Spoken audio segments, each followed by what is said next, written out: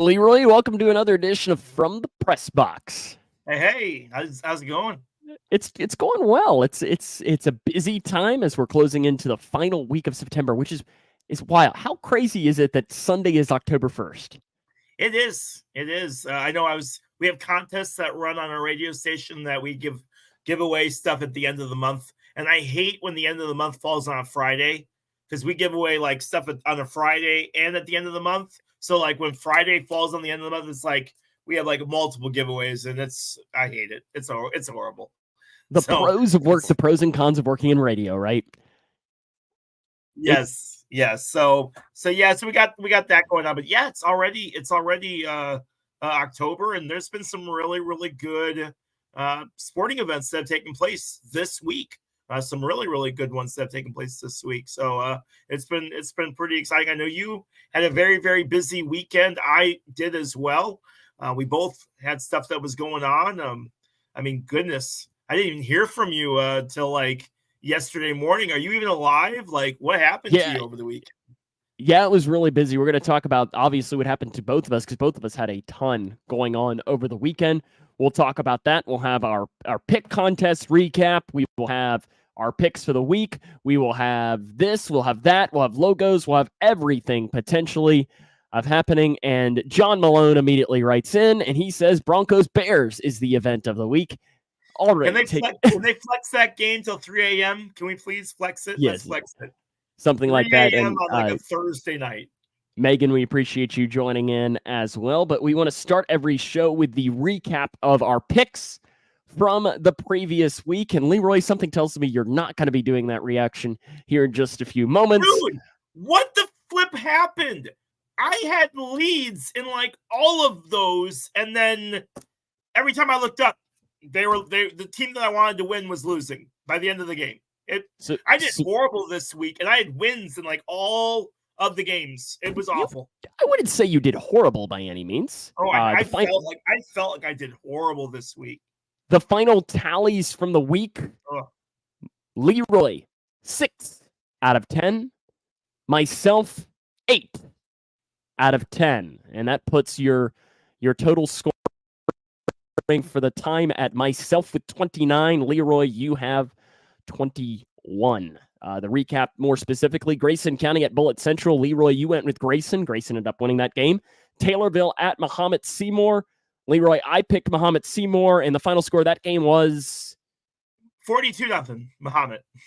So it sounds like I made the right pick. We both went with Kentucky beating Vanderbilt. We both went with the Golden Gophers of Minnesota defeating Northwestern, and somehow Northwestern won. Greatest freaking comeback. I'm telling you, I was driving home from Michigan, and I joked to my wife, I was like, listen, I'll be able to get to Evanston by 7:30. Let me go to the game. And she was like, no, you're coming home. You've got a remote tomorrow. You're coming home. So I'm driving home, and I'm listening to it, and it's 31-10 at the start of the fourth quarter. I'm just like, oh, thank goodness I didn't go to the game. I would have been so miserable. And then it was like, oh, here's the touchdown. Okay, now it's 31-24.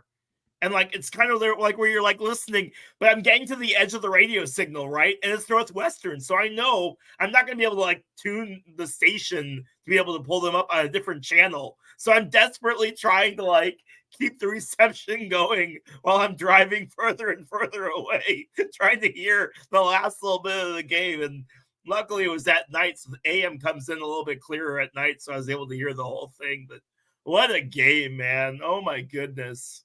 I know that neither of us predicted that game correctly. Moving on for the other games, Troy and Western Kentucky. Leroy, you were the homer and went with Western. I went with Troy, so I picked up a game there. Yeah, I don't know why. I trusted Troy to win that game, going up against my gut. The Rams and the Bengals. Leroy, you picked the Rams. I picked the Bengals. I picked up a point there. We both went with the Chiefs. Did I really pick the Rams? Oh, because Burrow was supposed to be out. That's right. Yeah. Mm-hmm. Yeah, questionable. We both picked the Chiefs against the Bears, which they did win that game, just barely. Alabama and Ole Miss, we both picked Alabama. Leroy, you did pick up a game You picked Air Force against San Jose State. You got that one correct, and I missed that one. We both went with Oregon against Colorado. I picked the Packers to beat the Saints, and late comeback made me correct there. So again, 8 points for myself. Leroy, you finished with 6. It's 29-21 overall. Stupid Green Bay. Oh, I hate them. And see, the only reason I picked Green Bay is just about you. And it ends up coming out on top for myself. So again, the point total is 29-21. Myself overall, we'll have our picks for the coming week later on in the show. That's a good line by John here. He says, I don't know who got more screen time, the Bears offense or Taylor Swift. Well, I did not watch the game. Mercifully, I did not watch the game. But seeing as how my social media channels were all full of pictures of Taylor Swift, I would imagine that she was talked about quite a bit during the football game. I watched Daniel, Christy says, don't worry, she's here. Daniel says Taylor Swift got the most time. Yeah, no, so I was at a conference, and we'll touch on this again here in a few minutes, on Sunday and Monday. And I got back, had like a little bit of a break in between events on Sunday afternoon. And I turned it on the hotel room's TV, and it was the Bears and the Chiefs. And it was one of those things that like I was watching it, but you know when you're like doing a couple of things, so you're like coming back and really having one eye on and one eye off. And I would like go to the bathroom and come back, and the Chiefs had scored a touchdown. And then I went and I took a shower, and I came back and they'd scored like 3 touchdowns. And I'm like, what the heck happened? And then I love, and just to kind of make things even worse, is that you had the moment after halftime. They come up and they say, Kurt Menefee gets on the screen and says, ladies and gentlemen, we know you've been watching the Chiefs and the Bears, but we are now going to send you to a more competitive game. Here is the Cowboys and the Cardinals. So the Cincinnati area didn't even get to finalize watching the game. Daniel says the Chiefs are overrated, just like Taylor Swift. But I didn't have Taylor Swift on our talking card for today. For one, we don't need to get into the discussion of whether we like her or not. She's fine. I have no opinion towards her at all. I don't hate her like some people do. I'm not a Swiftie by any means. But don't we think she can do better than Travis Kelce? Somebody was we were having this discussion in our chat either today or yesterday, but Kelce fits the description. He's over 6 feet tall and he makes 6 figures. So or 7 figures. So listen, he is a Taylor Swift dream right there. But he's got that porn stash going on, and man, I don't know. I'm just he's got a cute personality. Does he? I don't know. And again, look, you know me, I'm the Bengals fan of this. I've got my Bengals hat on. So I was trying to go in objective, because I know we had the conversation a couple of weeks ago about how I'm not a Travis Kelce guy. I don't mind Mahomes. I respect Mahomes. Kelce just has always rubbed me the wrong way. And I just was like, when I saw that happen, I thought it was a joke. Because like, I feel like Taylor Swift could do better. It just seems like it's a weird combination. Like Joe Burrow has a longtime girlfriend, but it would almost make more sense to me if it would be like, oh, Joe Burrow is now dating her. They covered it up too. They were like, no, we're hanging out, we're not dating. And then they literally right afterwards went to a bar and she was like all over him. So like, good job. You weren't able to fool TMZ. So that's awesome. Okay. So do you think they're actually dating then? Yeah, I do. And the thing is who would have thought that we would who would have thought that we started this podcast about 6 months ago, that we would have been having the discussion on Taylor Swift's new boyfriend? The impact that Taylor Swift has had. Chiefs merchandise sales are up. Kelce jersey sales are up. Women ages 18 to 39 watching football, way up. It's insane the impact that Swifties have had on the NFL moving forward. It's like, oh my gosh. And can I just say, it's like homecoming, right? Kelsey's like, listen, we're playing an awful team this week. Let me bring you in so you can see how good we are. It's like when you play your worst team and you know you're giving yourself the easy win. Yeah, that's what Kelce did. Like, I don't need to play the whole second half. Let me just tell you, because we're already up 35-0. I guess in all seriousness, though, with that, what the biggest takeaway from that game, and we've talked about it a lot over these last couple of weeks, is Justin Fields. Yeah. And it's kind of, I saw a tweet or a post or whatever we're calling them now, X, and it might have even been a Facebook group post. And Leroy, this could have been a play clock question for you, but instead I'm going to drop it to you right now because it's kind of on topic. And the question surrounded Justin Fields, and it said, would you accept Justin Fields for Zach Wilson? A trade straight up. To get both of these, first round picks, upper level guys, fresh starts on new teams. And I tell you, Braves won. Game over. Sorry, as a Reds fan who is claiming on to hope. Yeah. I have to give you a little fist pump. Yeah. So here's the thing is, and again, I think the trade would benefit both, but I really think Fields would flourish. Fields needs to flourish in a market that is run heavy. That's the only way that Justin Fields can flourish, is in a market that's run heavy. We've seen it time and time, and especially this year. This year, he is so in his own head. It's almost, it reminds me of Charlie Sheen's character in Major League 2. You ever see Major League 2? Oh, yeah. So it reminds me of Charlie Sheen's character, where Charlie's just overthinking everything to the point that he can't even throw a pitch anymore because he's absolutely terrified that it's going to get demolished. And I feel like Fields is the same way. The media has gotten to him. The press has gotten to him. The coaches have gotten to him.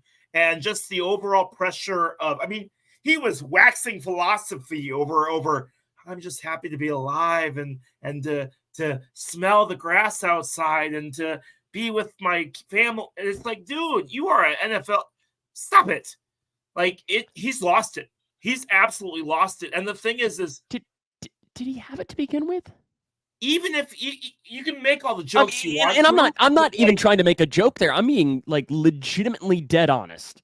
I think we might have even had the conversation when he got drafted that I was like, if the Bengals would have made that pick, yeah, if I would have been, as I the feeling. wasn't thrilled with it either, and I'll tell you why I wasn't thrilled with it, because I'm a Northwestern fan. I watched Northwestern defense, which was the top 5 in the nation at the time, decimate Fields.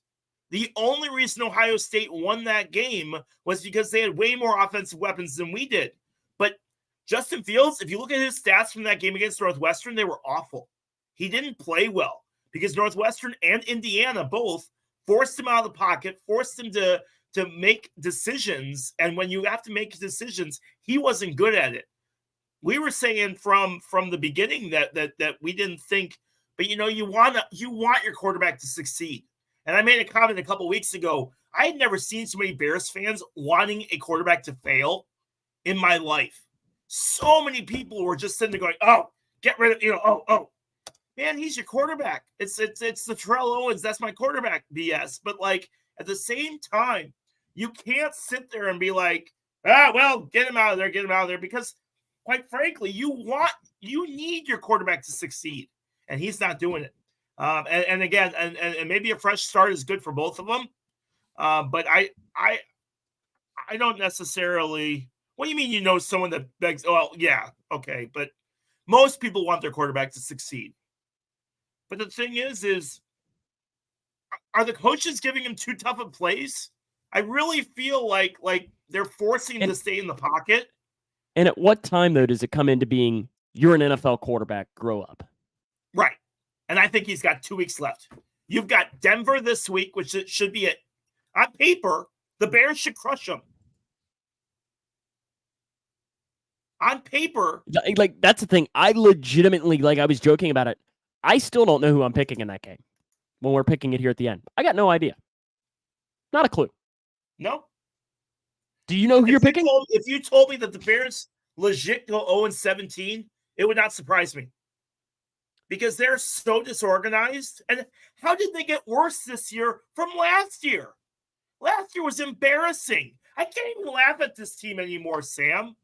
It's seriously making me question my loyalty to this franchise. And And listen, it takes a lot. Oh yeah. But there is no direction for this team moving forward. And I don't know how you can fix that. You can make all your jokes and all your, well, Chicago, they suck. But the thing is it shouldn't, though. The Lions were the laughingstock for the longest time. They're a threat this year from hard work and from a coach who actually cares. The Bengals, same thing. You know it, Sam. You went through years of watching other teams win divisions. And it sucks. The Bengals didn't win a playoff game in my life until 2021. Yeah. Until that game against the Raiders, which, like I said, I know we had the conversation about it. Like, we were sitting in the stadium, we were crying because it was like it had finally happened. We had been through it. And this really wasn't where I wanted to go for the topic-wise, but I think we got to talking about Taylor Swift and Travis Kelce, so Justin Fields was kind of the next topic. I am tired of my franchise being a laughingstock. That's what I'm tired of. Like, it's one of those things where, like, when you look at this franchise, there's just no direction moving forward. And that's what scares me. It's not the fact that Justin Fields sucks. I can deal with having a quarterback that can't navigate his way through a hole in a paper bag. Well, that's pretty much been every Bears quarterback But the ever. coaching staff looks lost. The offensive line looks lost. It was comical. DJ Moore had to pretty much carry his quarterback off the field in order to keep him because he was so concussed, he couldn't even line up straight behind the offensive line. Paul Reeves pops in here. Almost forgot. It's almost like you were just waiting until your Braves would beat the Cubs. The game before you showed up, Paul. Glad to have you here, bud. How about we talk about some more positive things, Leroy? Because I can tell from 5 hours away that your blood pressure is going up, and I don't want your wife to be upset at me for having your blood pressure rise too high. Like Paul's now dropping in here with all of his Braves. Yes. Good to have you here, Paul. Glad to have you, bud. How about let's talk about the positives? And I know when we started this podcast that we Megan at least wants to give you a hug, Leroy, if that makes you feel better. I appreciate that. John going Minch. Actually get to the meat of this whole podcast and what we were even talking about beforehand. And what we were literally going to do is kind of have story time and talk about, like last week we had story time talking about how Leroy was one play away from becoming the next head coach in the NBA. And instead is now a broadcaster in Taylorville, Illinois. I could have been his lead assistant, but again, play here, play there. Oh, Paul apparently did get to see the videos. I love it. They were pretty great, weren't they? It's not the worst thing I've watched this week, so let's just put it that way. So I guess your wife did share those with him. That's hilarious. Oh, yes. Thanks, Christy. But let's talk about what happened this weekend as far as story time, because we both had very busy weekends. And let's first start with Friday. Let's start with Friday night. Friday night, I was in Shepherdsville, Kentucky, as the Grayson County Cougars went to Bullitt Central. And I can kind of say, because this podcast is from the Pressbox. Right. So we like to kind of go inside baseball as far as broadcasting and go for that. And what I know I do, Leroy, and I'm assuming you do the same thing, is when you have a road game, usually on the Monday or the Tuesday before the game, I send an email to the opposing athletic director. And usually he hasn't gotten back with me yet this week, so I'm a little nervous. We'll see. Okay, so I sent the guy an email, and I've interacted with him a couple of times over the years. Pretty much said, "Hey, like, hi, we're a thing, we're coming." Yep. And he said, "Great, I'll have a spot marked for you in the press box." And I'm like, "Great, phenomenal, perfect, great." We get there. I climb all 63 steps. Yes, 63. I counted, which is very steep for high school. All the way up there. Walk in. No spot marked. No spot marked. Awesome. And I'm like, great, because we can't set up with that because the last thing we want to do. It was weirdly set up to where there was no guarantee as to how it would go. So I go all the way back down, cross the field and am looking for anybody who might have an answer. And finally, I find an assistant coach. And this assistant coach was, I'm not sure the word to describe him, but I don't know that he knew where he was. Okay.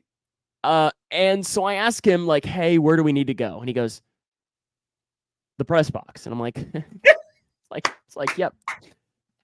Thanks. Thank you. Thanks, Captain. Thanks. Great. Like, perfect. Needed that. I'm like, where in the press box? And he goes, well, I don't know. Let me go ask this guy. So then they ask this guy, and this guy's like, let me just call the AD. I'm like, yeah, it'd be a great idea. Because you can never find the AD the night of a football game. Forget it. It takes them about 10 minutes to get in contact with the AD, and the AD finally says, hey, this is the one you're supposed to be in.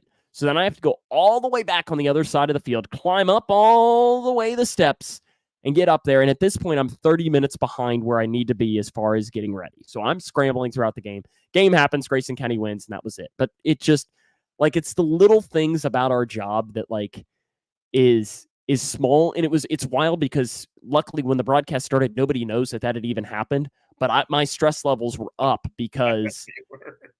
Yeah, because I was behind, and I'm very much a routine person. Like, everything has to be done in a certain way. I want to have time to relax before the game, and because of that, is not. What has Leroy said? Leroy, you're used to disappointment, Paul says. If you don't hear from him, then, well, you know. Yeah. You will. Leroy, Friday night, you were on the road, and it was not necessarily the greatest night. So listen, and let's talk a little bit about this because I'd like your opinion on this as well. So Taylorville got off to a great start. Actually, they intercepted the very first throw of the game. So they started on defense, got an interception, promptly went 3 and out, and Muhammad scored a touchdown right away to make it 7-0. And they didn't look back. Muhammad would end up winning the game 42-0. It was quite comical though because like Muhammad players kept like helping the Taylorville players back up. But like the Muhammad players' average height was like 6'3", 6'4", and the Taylorville average height's like 5'10".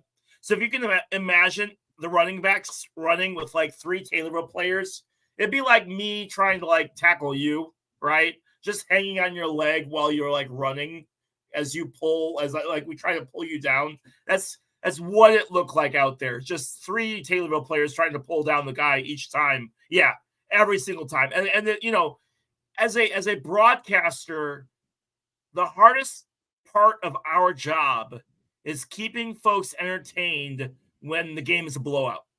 Whether you're up by 30 or down by 30, the hardest part of our job is keeping people listening when you are getting blown out. Being down 42-0, it's really hard because I get invested in my team anyway. And so to watch my team just get their butts kicked, it hurts my heart. And like my color, who's brand new to the area, my color didn't understand it. He's like, it's just a game, man. Like I said, yes, it's just a game. But I am so tired of watching my team just night in and night out just get the crap kicked out of them. It wears on you after a while. And, you know, as a Chicago fan, it wears on you to always watch your team lose. And so, like, you bring it into the booth with you, whether you like it or not. You bring that energy. So trying to, like, keep yourself entertained, trying to keep your listener entertained, that's probably the hardest thing we do. Wouldn't you agree? Yeah, especially when your team is losing by a lot. Yes. Especially when your team is losing by a lot. Those are really tough. Like on Saturday, and I don't really want to change the subject too much, but I did a college game, you know, Center College, D3 school here in Kentucky, and it was never close. Center lost at 42-16, I think was the final score, but it was never that close. It was just one of those games that from the opening kickoff, it was 21-0 before you could even you blink. And those games are incredibly difficult because it's just like the broadcasters in the Bears-Chiefs game. Like, that's hard. It's because ridiculously the hard. only people that you know are watching are the people that are dedicated. And those dedicated fans are the ones you almost have to impress the most because they know the most about the teams. Yep. And Leroy, you had a much better day though on Saturday. I did, and I'll tell you what, it was such a refreshing thing. So after the game got done, if you all don't know what I did over the weekend, as soon as the game got done at 9:30, thank God for running clock in the fourth. I was able to get out of there a little bit earlier. Sometimes running clock is a blessing, but I got out of there at 9:30 and drove 5.5 hours to Michigan over to Ann Arbor, where I pulled into my cousin's house at 3:30 a.m., 2:30 local time, or 2:30 Central, but 3:30 Eastern, and stayed at my cousin's house. My best friend that I've known since I was, one of my best friends that I've known since I was 10 years old, got me a ticket to go watch Michigan take on Rutgers, number 2 Michigan taking on Rutgers. So we get over there for tailgating at 10 a.m., 10:30 a.m. Unfortunately, my only real tailgating experience is the Bengals game that I went to with you and Western Kentucky. And WKU does not have the greatest tailgating experience. They do. They have a good one, but you go to an actual real place that has it, and I was blown away. So my friend pays this voluntary donation, and they're like, all the food's available for you. You can eat what you want. There's a beer tap. You can have whatever beer you want, and there's a table full of shots.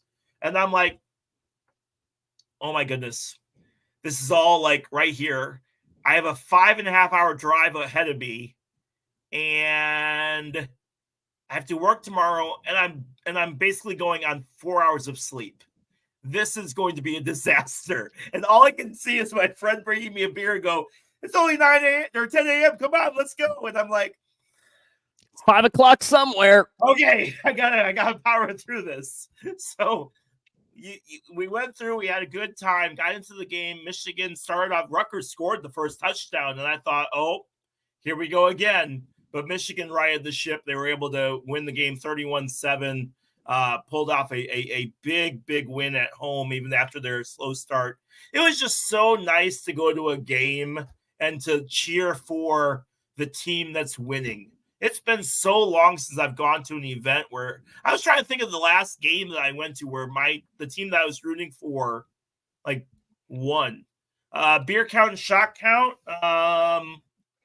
3 beers and 4 shots. And then I sat and had nothing for the entire football game. And then after the football game they had hydrating stations around. And so I drank water, and I was feeling pretty good. I drove home just fine, got home around 10:30 on Saturday night, and then had a remote at noon on Sundays. So yeah, not too bad for considering that I was on 3.5 hours of sleep. So, and I don't do that every weekend. So on Sunday, I got to go to the final home game of the year for the Reds as the Reds played the Pirates. And it was a pretty emotional game because there's a chance it was Joey Votto's final home game as a Cincinnati Red. And the Reds fans gave him a standing ovation when he got up for his first plate appearance. And then his last plate appearance, he got a base hit, and then they pinch ran for him, and he got a standing ovation, had a curtain call, and so on. And then after the game, no one left their seats as he did his post-game interview on the field with it. And I'll fully admit, and I know, Leroy, we've talked about this. You know how I feel about Joey Votto. I do. It was emotional. Because he has an option in his contract this year. He's 40 years old. He's been battling injuries these past couple of years. Yeah. It could be it. And it was tough. I knew going in that it was going to be hard, and I knew I was happy that I was going to be there, but I was so glad that he ended it with a hit. And I don't know, Paul. Paul says he thinks he needs to play another year. I really don't know. I was really excited to watch the Tito celebration that they had for Terry Francona today. I thought that was, I know they were playing you guys, but it was really, really cool to see. And you think about him being a manager and everything he's done for that Cleveland franchise. I mean, let's face it, there aren't too many of those really, really good older managers that are left in the game anymore. I mean, it's almost all younger guys now. I mean, there's a new manager class that's starting to fill in, and honestly, I know I'm getting old because it's guys that I remember watching growing up. You know, obviously David Ross is there, but there's so many of these other players that you watched growing up that are now taking over as managers, and it's just kind of one of those things where it makes you feel a little bit older watching it. So yeah, big shout out to Terry Francona for all of his work with Cleveland, and I'll tell you, Joey Votto, man deserves his number raised, man. Darn good And baseball. he will. It 100% will be raised someday, and I look forward to when that day will happen. No question about that. Sunday night was the opening. So the game was like the first part of our Kentucky Broadcasters Association conference. It was like the opening ceremonies for that. And then Sunday night, we got to go on a riverboat tour of the Ohio River, and we got to kind of see Cincinnati from that aspect. And for one, it just makes me realize like how good looking of a city Cincinnati is, especially at night. But it was also really interesting getting to experience, because like there was an open bar on the boat that we were on. Yeah. And it was just really interesting seeing a bunch of these Kentucky broadcasters who, like, some of which who are very well known, seeing just the completely different side of them when they get to let loose because they know that they're around family. Like there was one who I won't mention his name because here's the thing, like if to someone in Kentucky, he is one of the most well-known broadcasters in the state of Kentucky. Okay. Leroy, I could mention you his name and you wouldn't know who he is. But it was really interesting. Like Megan's watching. I'm sure if that I mentioned his name with her. She's been to a bar with Christy before, so Christy's my boss. If that's who she's talking about. No, I did not go out. She did not go onto the boat. That it would be an interesting story though, going out to the bar with her. But still, and I got to experience that. So this boat was like a 3-tiered. And on the top level, it is not me. It is not me. And I'll tell you, and you'll see why it's not me. Okay. But I was on the top tier and it was open up top. And then the bottom two each had an exterior, like out portion where there's just some chairs, like a deck of sorts. And then they had an interior portion with tables. So I was walking down from the top to the second floor and I was standing outside and there was no one out there except for this media personality and his wife. And they were in an argument. And it was clearly like they didn't care that I was standing there and they were still having this argument about, and it was like, he goes, where do you want to go? And she's like, well, I don't know. And he's like, well, if you don't want to be upstairs, we don't have to go upstairs. We can stay down here. And she's like, no, I don't know. And it was just like seeing this side of a media personality that, like, again, Leroy, if I mentioned you his name, you wouldn't know who he is, but if somebody listening from Kentucky, if I would mention it, you would absolutely know who this person is. And that's why I'm not saying the person's name but it was like, oh, this is a little awkward. And it's just me and them standing on this deck. And I was out there first. So it's not like I was walking into something. And I was just kind of like, sir, like, do you want to not have this in front of me? Because this is kind of awkward. But that was my highlight from the boat trip on Sunday. And then on Monday, I got to experience Monday Night Football. Yep. With the Bengals, they beat the Rams. Is there a different feel, would you say, for night games as opposed to day games? Without question. Without question. For one, and I should have pulled the video, but they do all the light shows, which is awesome that they do now with everybody. Yeah. And they have the app where you can connect your phone and they can take control of your phone and take control of the flasher.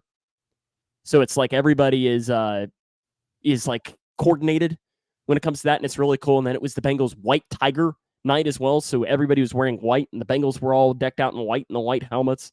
It was really, really cool. Very awesome. And it was a cool weekend though with a lot. It was very busy because we had conference in between, so we had like classes that we had to go to and everything. But it was a really rewarding weekend. I'm glad you had a good time, man. Yeah, that's awesome. That's awesome. Did you have anything else on your weekend that you wanted to hit up as we were talking? Because I mean, that ended up filling up a lot of our time. No, just that. I joked with my friend who's a diehard Michigan fan. I joked with my friend that I was like, you know what? I feel like I could convert to be a Michigan fan. Like it was that good of an environment. It was that good of an atmosphere where, I felt really embraced. I think, it's one of those, we joked, if I showed up wearing all purple and wearing Northwestern gear, like no one would say anything to me because it'd just be like, oh, my sympathies, right? Like, cute. But if I showed up wearing a Michigan State anything, like it would have been like, get him out of here. Somebody take him out. Ohio State.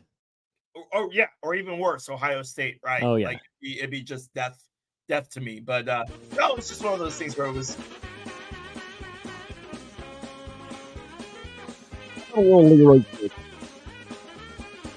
It's that time of the show. We're doing this first. That's when we usually do it. Okay. Leroy's Logos kicks us off here to some of our segments of the week. If you've never joined in with Leroy's Logos, I have 3 colleges.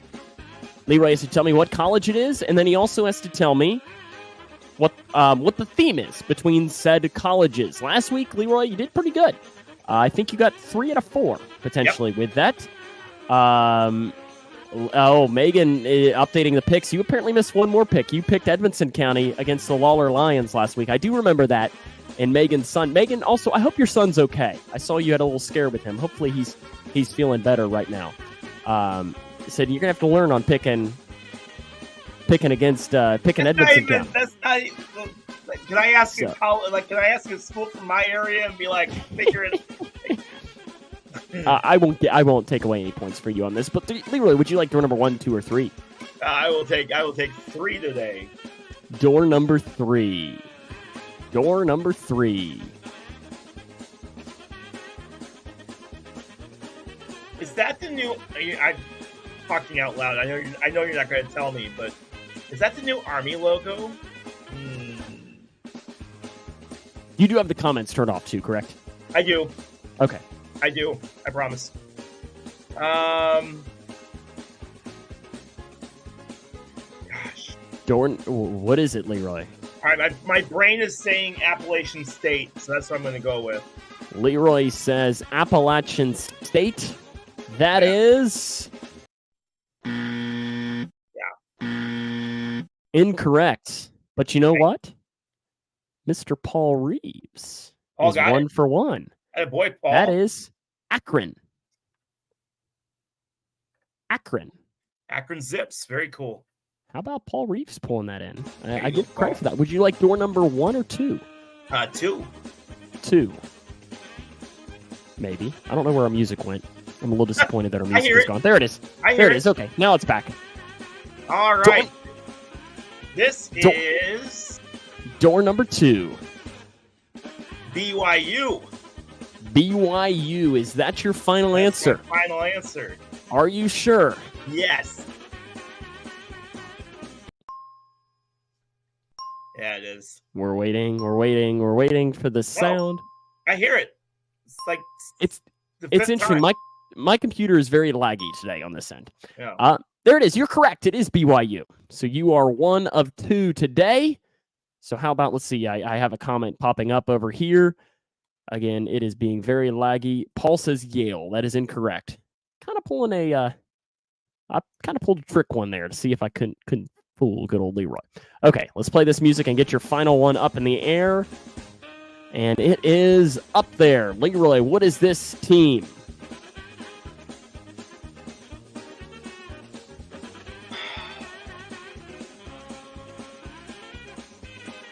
I'm going to go Central Michigan. Central Michigan. Is that your final answer? That's my final answer.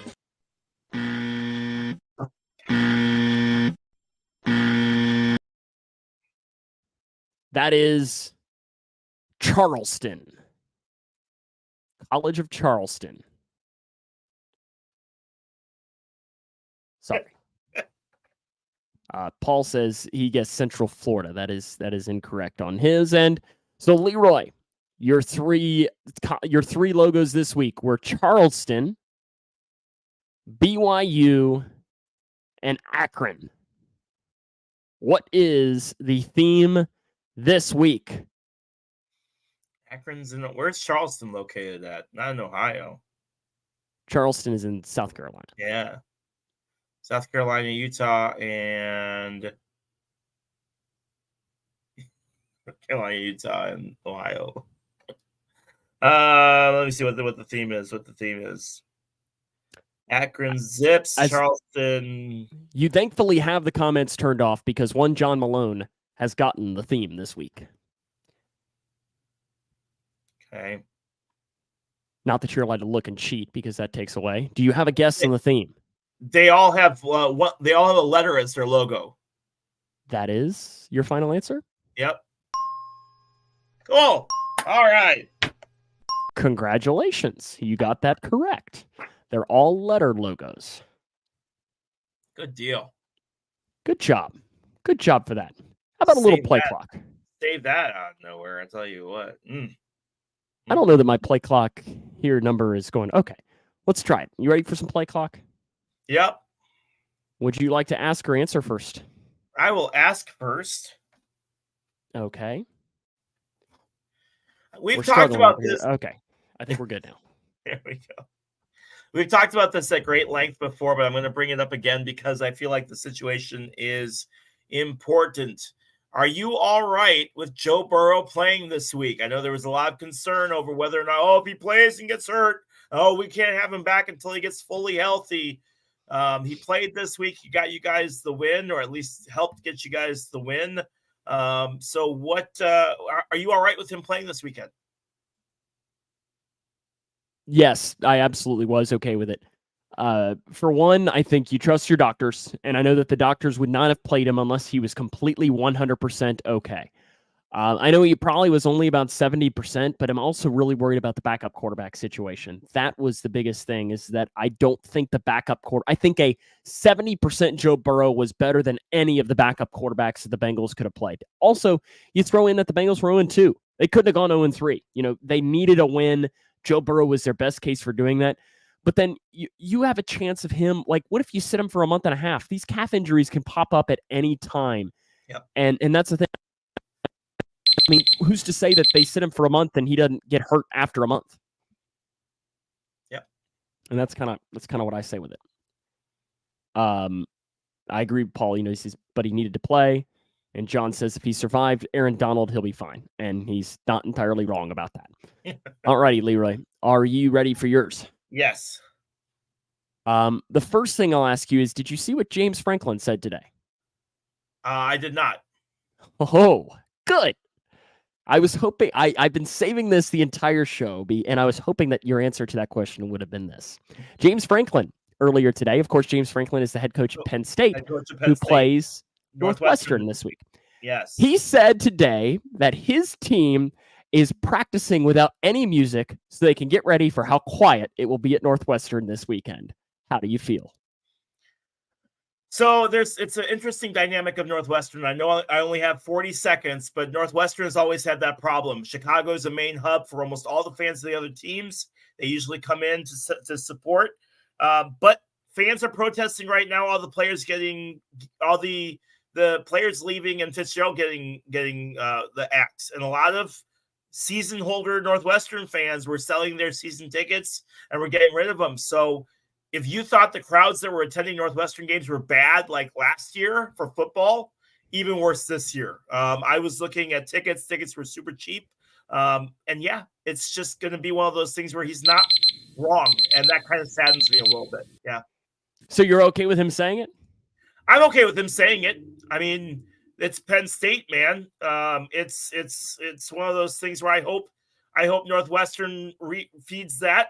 Listen, Penn State sucked against Northwestern last year. They almost beat them. The game was in the rain. Northwestern's played Penn State fairly well over the last 5 years. And I'm hoping that they use that as ammo to get them. But the thing is if it's quiet, it's because the Penn State fans are quiet, because that's who's going to fill up the stadium. So I'm all right with it.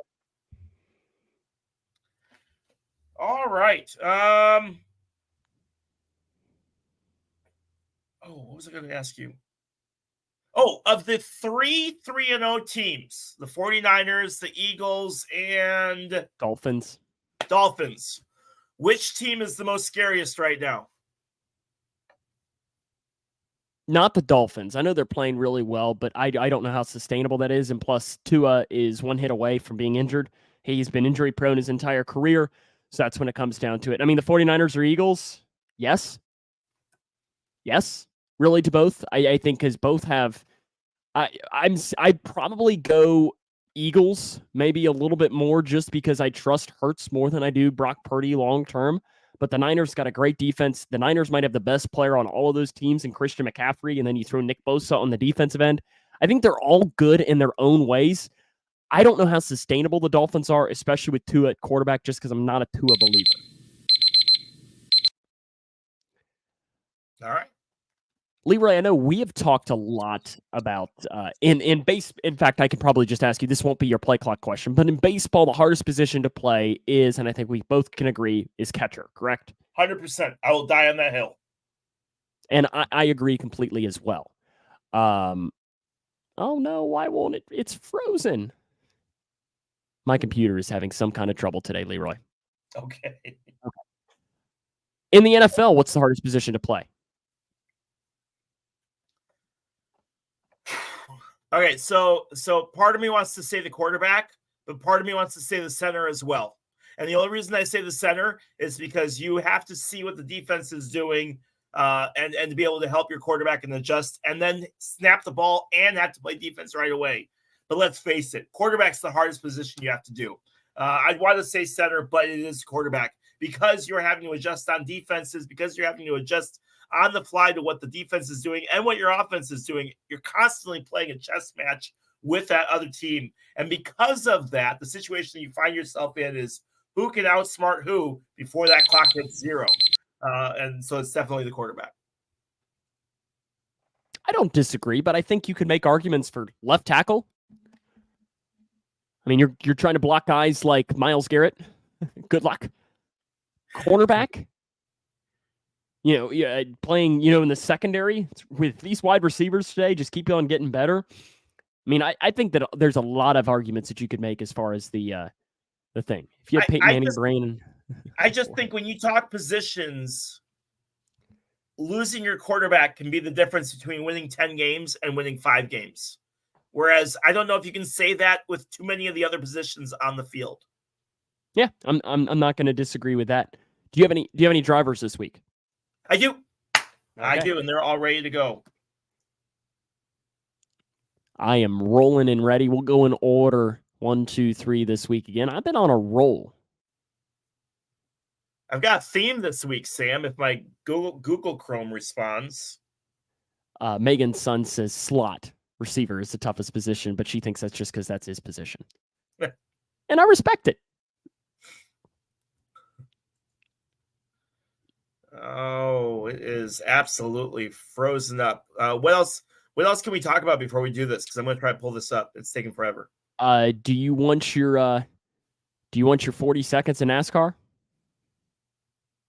Yeah, I can do my 40 seconds. Yeah, that's fine. Do you want to start that? I'm waiting for this to load. I think you're rolling. All right, Here, so I'll restart it. I'll restart it for you. There you go. So I don't have a whole lot of NASCAR news today. IndyCar schedules came out this week, and no Texas. The race because of Olympics, there's no Texas race. It was on at the same time as NASCAR, so it didn't happen. And it's one of those things where a lot of people are upset, but they get back Milwaukee, which is pretty cool. So we're pretty excited for that. Otherwise than that, playoffs are continuing. I don't know what my thing is doing. Playoffs are continuing for NASCAR, and it's looking pretty good. Maybe. What is happening? Got nothing? I do. It's like right there, but it's not like pulling up. I can't figure out why. You're right here. I mean, if we need to pitch to next week, we always can too. Well, let's just go to picks, and if I get this to work, then I get this to work, Sam. Alrighty, we can go to our picks of the week. Again, how we have our pick contest is each week, Leroy and I will pick the game that the other is broadcasting in high school realm. We'll each pick the Kentucky Northwestern, Western Kentucky Bengals and Bears game. And then we'll each pick 2 games each that the other does not know that we are picking, and it is either NFL or FBS college football. We did agree last week, Leroy, that the games that we are picking that the other doesn't know, the other has to pick that game first, though, because it just felt a little awkward the other way. Yep. So let's start off with Paul Reeves says, our computers are jacked up. Yeah, today it's one of those days, Paul. It's not been pretty today, Paul. It's not been pretty today, my friend. It's been slowing down. Okay, Leroy. I guess I picked first because I am in the lead at 29-11 after winning 8-6 last week. So Leroy, drop me into 29-11. 29-21. Sorry. Thank you. 29-21. I just assumed that I was up by so much just because I'm used to doing that. Leroy, what's the game I have to pick for Taylorville? Taylorville Tornadoes take on the Effingham Flaming Hearts. That's right, the Effingham Flaming Hearts. Tornadoes come into the game 3-2. Effingham comes into the game, I believe, 2-3. Gosh, I have not an idea on who to pick in this game. Not an idea. The game is in Effingham. Yeah, I'm kind of feeling what Paul's saying here. Flaming Hearts. Tough to go against the Flaming Hearts. So I'm picking the Flaming Hearts. Well, or do I want to go with Taylorville? You know what? I'm going to go Taylorville. I'm probably going to regret this, but I'm going to pick Taylorville. All right. I'm going to regret this, but you know what? I've got a big lead, so why not? I'll be a homer for you, Leroy. I'm up by 8. I can go over this week and still be in the lead, pretty much. Grayson County, 5-1, hosts North Bullitt with a record of 3-3. It's their first home game in a couple of weeks. Big district matchup between the Cougars and the Eagles. Leroy, who you got? I was so waiting for you to say that both teams were the Cougars again, and I was just going to hang up on you because it felt for a while there like all the teams that were playing were the Cougars. 2 of our 6 games so far this year have been between Cougars.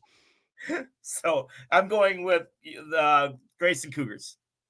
Grayson County is Leroy's pick this week. That's right. In our pick contest, he's going with the Cougs to take down North Bullitt.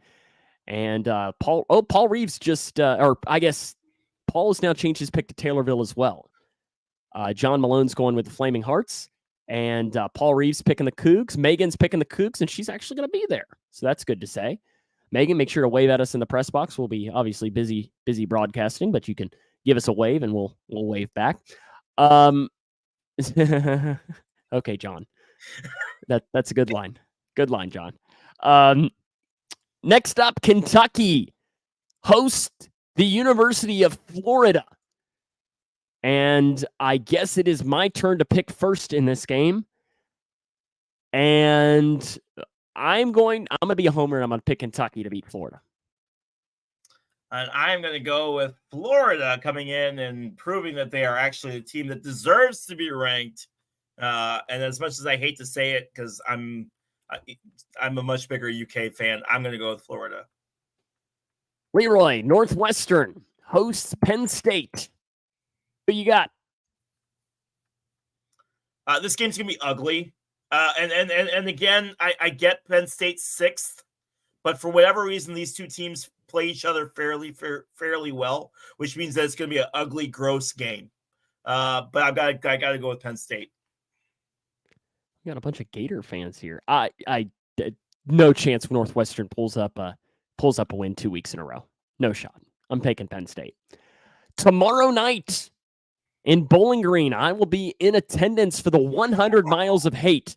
100 Miles of Hate, baby! Again, an elite rivalry college football name. It'll be streaming on CBS Sports Network as the Western Kentucky Hilltoppers host the Middle Tennessee State Blue Raiders. Go Tops. That's my pick. Dude, what? Go Tops.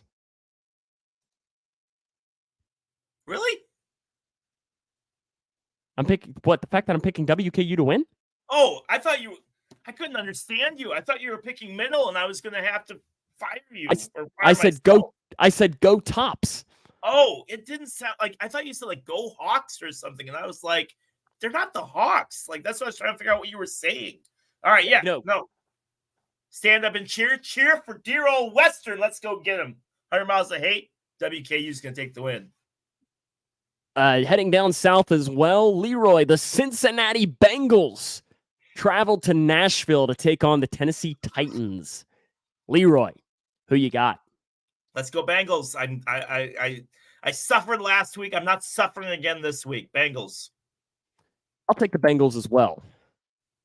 The game of the week, as some people are calling, the Chicago Bears host the Denver Broncos. Do you know who you're going to pick yet?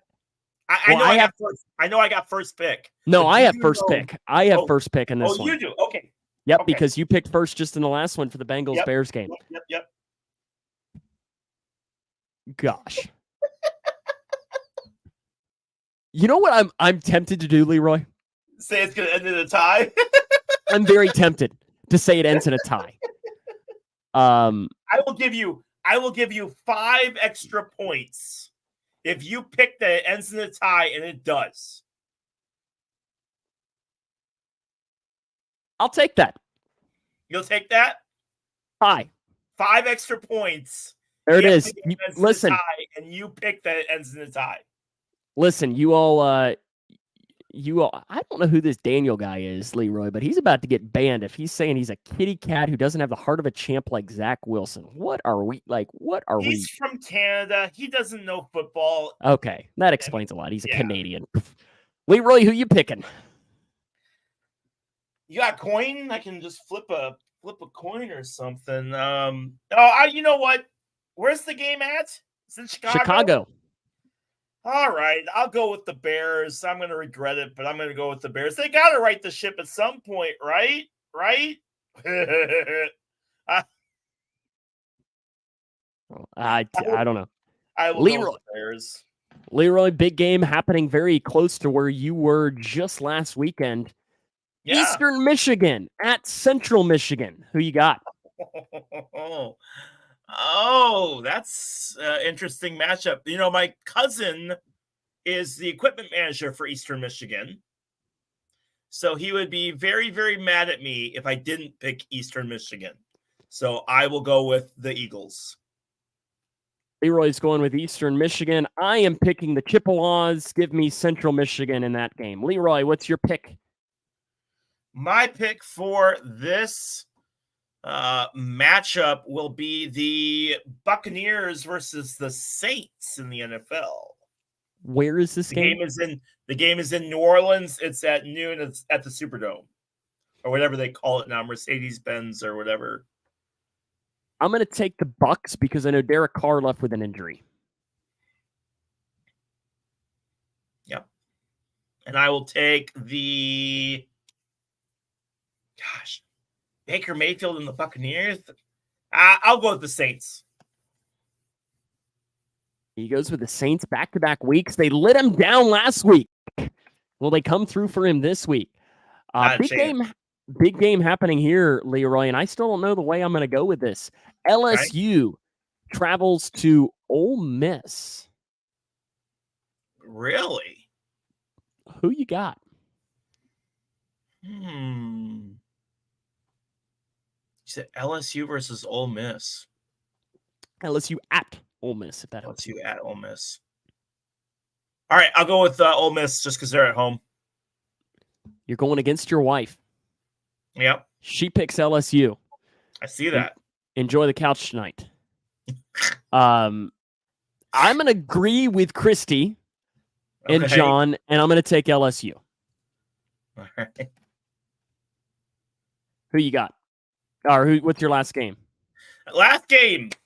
Number 11, in a weird sentence I never thought I'd say.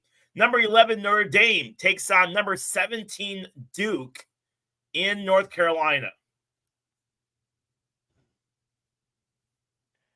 Duke's a fluke. I'm picking Notre Dame.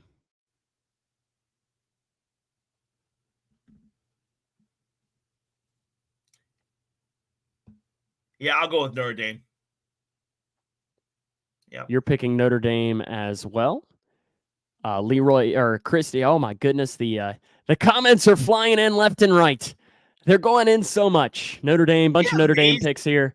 It amazes me the number of people that and I know, Sam, it's hard to talk about Duke on a half Kentucky podcast, but Duke football, I don't care about. You did pick Notre Dame, though, correct? Correct. Yeah, correct. Okay.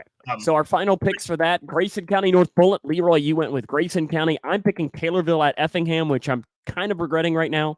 But you know what? Why not? I've got a big lead. Florida against Kentucky. I went with Kentucky. Leroy's going with Florida. Northwestern and Penn State. We're both with the Nittany Lions. We're both rolling with the Tops tomorrow against Middle. We're both rolling with the Bengals against the Titans. Leroy's picking the Bears to beat the Broncos. I'm going to predict a tie. Eastern Michigan at Central Michigan. Leroy's with Eastern Michigan. I'm with Central Michigan. Ole Miss and LSU. Leroy's with Ole Miss. I'm with LSU. Bucks the Saints. Leroy's with the Saints. I'm with the Bucks. We're both picking Notre Dame at Duke. Yep, sir. Those are our picks for the week here. And we got a lot could change next week. You could be right back in it. We do. And there's some good ones this week. Pick the score on the tie, 24-24. I have no idea. I feel like if it's going to be a tie, it's going to be some like 16-16 or something. Yeah, like so, it's 9-9. Yeah. I don't know that it'll quite be 0-0 because the Broncos defense is awful. Yeah. But like 25 all or something. Like, this is it though, right? Like, this has got to be it for Fields. Like, if they lose to a team that gave up 70 points to the Dolphins, like you have to be done, right? Am I wrong on that?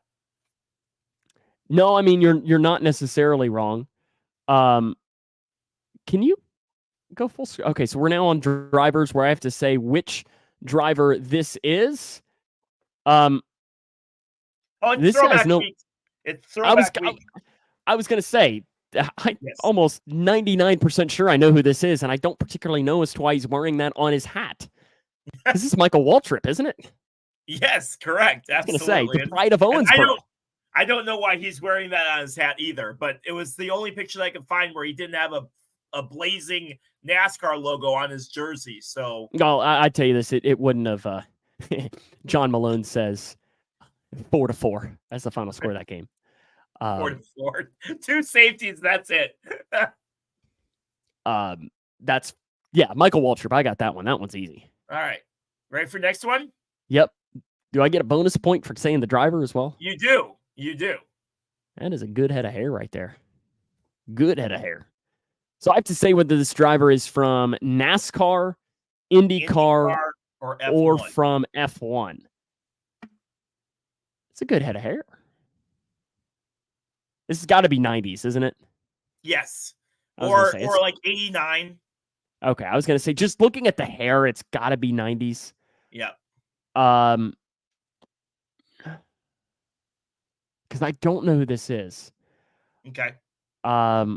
I'm going to say it's a NASCAR driver, though. Is that your final answer? Sure. That is an IndyCar driver. Who is it? That is Michael Andretti. Oh. Who now owns Andretti Motorsports. Interesting. Okay. Everyone, they were all with me on NASCAR. That's Michael Waltrip. I got that one. I know. Hold on. There we go. He looks familiar. But I don't think I'd have any reason for him to become familiar. He's got a really long neck. He does. He does. This guy's definitely more recent than the other guy. I'm assuming I'm correct. Not that will help me at all. I'm going to say that's an F1 driver. No reason as to why. That is no reason of why? Yes, correct. Yes, that's Michael Schumacher. He is an F1 driver. He raced from 1991 to 2006, and then again 2010 to 2012. He got seriously injured in a skiing accident, most recently, to where he is paralyzed from the waist down. He fell his head on a rock, sustained a serious injury despite wearing a ski helmet, and he would have died had he not been actually wearing his helmet. So He's went through a whole lot of treatment, but his racing career is unfortunately over because of that. So, but yeah, he stays very, very quiet. He hasn't been seen in public since the accident. I can understand that. It's got to be tough. Leroy, this has been fun as always. Did you get the theme between all the drivers? Should be pretty easy. Oh, there was a theme. Michael Waltrip, this week. Michael Schumacher. Well, I guess they all retired. Is that your theme? No. Michael Schumacher, Michael Waltrip. Oh, they all Michael? Yeah, there you go. Well, they all are retired, though. So they are all retired, yes. Michael Waltrip raced again somewhat recently, right? Recently as a charity event, I thought. Let me see. Because he's the pride of Owensboro. I know it. He raced at Daytona in 2017. Oh, well, So I would have thought that was a little bit more recent than that, but he finished 30th, or he started 30th and finished 8th. Listen, didn't he win the race Dale Sr. died? Yes, because Daryl was all super excited because his brother won, but like Daryl was good friends with Dale. And so like he was trying to be all happy about the race because his brother won, but like was absolutely like freaking out because of how bad because Dale wasn't getting out of the car. And like Dale usually always popped out of the car after an accident. He didn't pop out, obviously, but yeah. Tough, man. Tough. Talk about a way to end the podcast for the week. Wow. We have to do something to cheer it up. We started a new segment last week on our Bum of the Week. Do you have a Bum of the Week this week? Anybody that you want to nominate for Bum of the Week? No, I honestly forgot all about that. That's fine.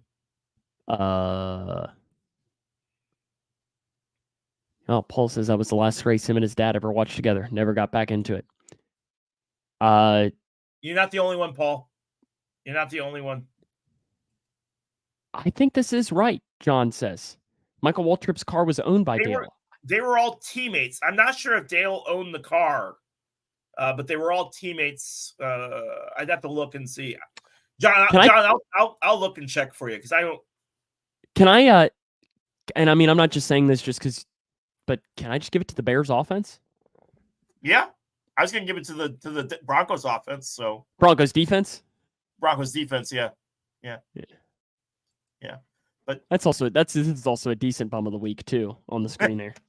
Well, yeah, he absolutely obliterated Burrows. So yeah, Daniel, you're our Bum of the Week. Congratulations, bud. Yeah. No. I agree. I think Denver defense is the Bum of the Week. Yeah. Good way for us to end for the podcast for this week. We'll be back every Wednesday at 9 Central, 10 Eastern. Next week, MLB playoffs talk. We got a lot about that as the playoffs will be finalized and they would have already begun this time next week.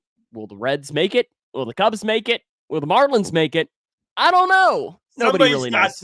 Somebody's got to make it. So we'll find out on that. Will the Braves, I mean, how far will they make it? Are they the best team in baseball? Does that mean that they'll actually win? We'll talk all about that next week, so make sure you tune in for our MLB preview. Or recap / postseason and everything. Paul wants to make sure that he lets you know that the Cubs are getting spanked. Dude, you won by 1 run in both. Are you kidding me? It all came down to one getting spanked. You're going to get me all riled. Sam, end the podcast. He's going to get me all riled up again. Now I'm actually kind of enjoying this. I'm just the guy sitting over here. It's been fun, Leroy. We'll see you next week. Always. Good seeing you. And thank you, everyone. Thank Paul, Daniel, Megan, John, everyone for listening with us this week.